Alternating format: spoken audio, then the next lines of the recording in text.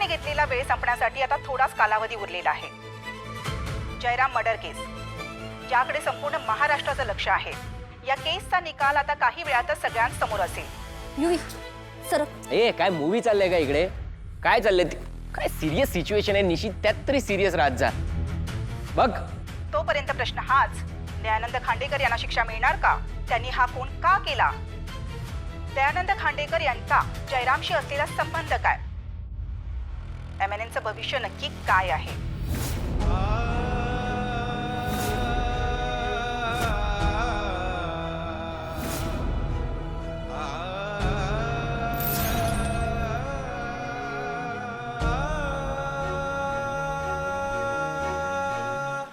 युवी काय चाललंय काय हे? म्हणजे दया पप्पा जेलमध्ये जाणार आहेत का? मग काय US प्रेसिडेंट करायचं त्यांना? त्यांनी जे केलंय त्याची शिक्षा हीच असते. आता काय नाही, आता फक्त कोर्टामध्ये सिद्ध व्हायचंय. बस मग झालं. दयानंद खांडेकर जेलमध्ये. काहीतरी काय बोलतोयस युवी? कौशिकी बोललीये भाऊजी घरी येणार म्हणजे येणार. काय MNNच्या ऑफिस मधून आणायचं? एवढं सोपं आहे ते? आणि कोण आहे कौशिकी खांडेकर? कोण आहे? न्यायाधीश की तिकडे ते खांडेकर हाऊस समजते कोर्ट? म्हणजे तिथे तिच्या शब्दाला किंमत नाहीये. आणि कमॉन, एक माणूस मेलाय. मला नाही वाटत आता एवढ्या सहज ते सुटतील. आय एम सॉरी बट खूप कठीण आहे आता. तुम्ही बघा ना, बघा ना. आई,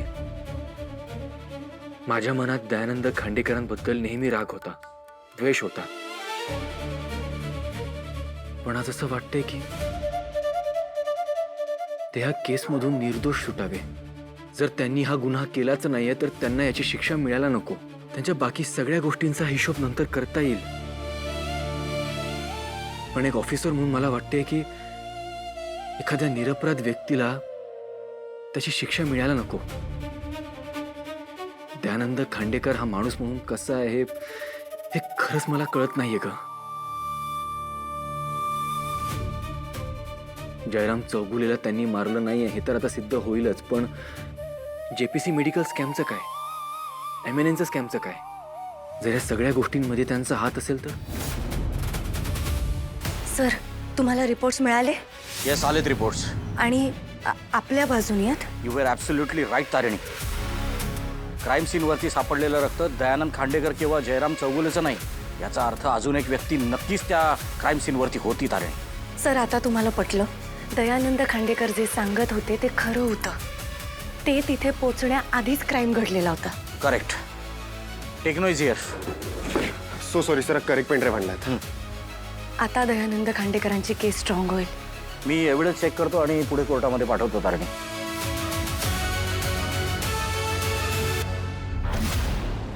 sir, thank you so much.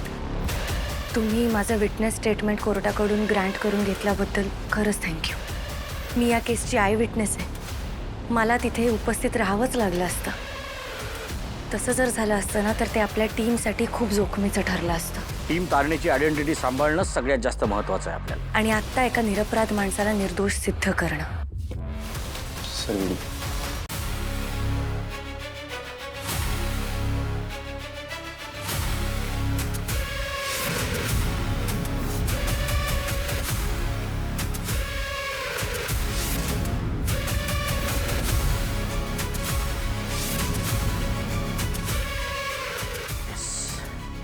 Everything is perfect Tarini.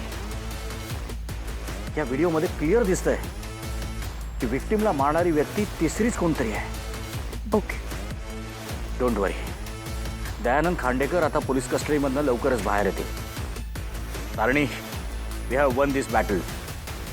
नाही सर, अजून एक खिंड लढवायची बाकी आहे. कमिशनर सर, प्लीज माझं ऐकून घ्या.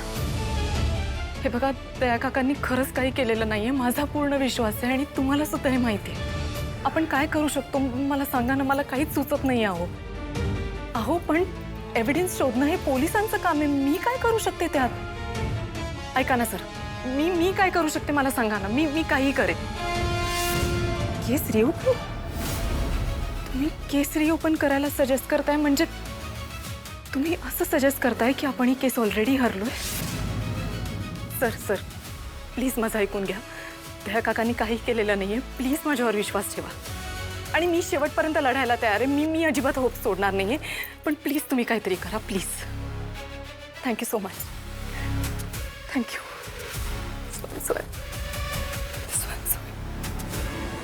काय ग, काहीच पर्याय नाहीये, काहीच होऊ शकत नाही आता. अगं बोल ना. कमिशनर सरांनी आणि ॲडव्होकेट सगळ्यांनी हात वर केले. पण पद्मिनी काकू तुम्ही काळजी करू नका.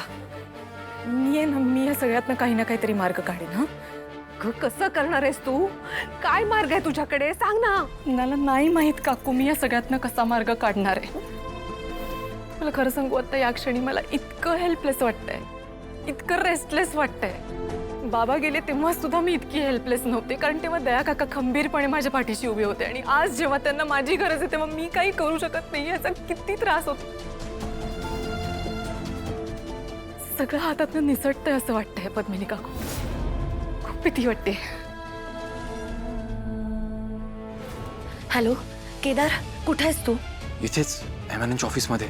ओके केदार, हे बघ, बाहेरच्या न्यूज चॅनलवर आत्ता जे काही दाखवलं जात आहे ना, त्याचे परिणाम खूप वाईट होऊ शकतात. त्यांना जर आत्ता सडेतोड उत्तर नाही दिलं तर त्यांचं म्हणणं लोकांच्या मनावर बिंबवलं जाऊ शकतं. आपल्याला काहीतरी करावं लागेल. मी काय करू? मला असं वाटतंय की तू त्यांना सडेतोड उत्तर देऊ शकतोस एमएनएनच्या माध्यमातून. पण बॉस, कोर्टात अजून सिद्ध व्हायचं आहे आणि पुराव्याशिवाय मी काय बोलणार आहे? तेच तर, हीच गोष्ट तुला सगळ्यांना समजवायची. हे बघ केदार, कोणत्याही परिस्थितीत समोरच्या चॅनलच्या बोलण्यावर लोकांचा विश्वास नको बसायला. पण तू हे करू शकतोस केदार. बापूराव जामखंडींच्या इंटरव्ह्यूच्या वेळेस सुद्धा तू हेच केलं होतंस आणि आत्ता सुद्धा करशील. आणि ताई, त्यांना लगेचच फोन कर आणि त्यांना सगळी परिस्थिती समजावून सांग. त्यांची परमिशन घे आणि लगेचच MNN वरनं लाईव्ह जा. केदार, तू हे करू शकतोस, कारण प्रश्न सत्याचा आहे आणि आता आपल्याला सत्याची बाजू सगळ्यांसमोर आणायची. ठीक आहे.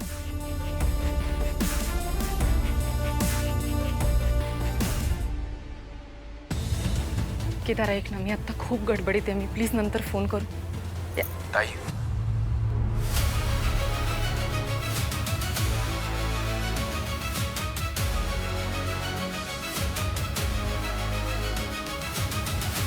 त्यांनी कोणतेही नरेटिव्ह सेट करण्याआधी ना आपल्याला काउंटर करावं लागेल, नाहीतर दयानंद खांडेकरांच्या इमेजला आणि MNNच्या रेप्युटेशनला खूप डॅमेज होऊ शकतं. अरे पण केदार, आपल्याकडे पुरावे काय आहेत? पुरावे येतील. कुठून येणार आहेत पुरावे? म्हणजे कोर्टात निर्दोष सिद्ध करण्यासाठी पुरावे येतील. प्लीज ताई, माझ्यावर विश्वास ठेव. माझा तुझ्यावर पूर्ण विश्वास आहे. Go ahead. ओके ताई, थँक्यू.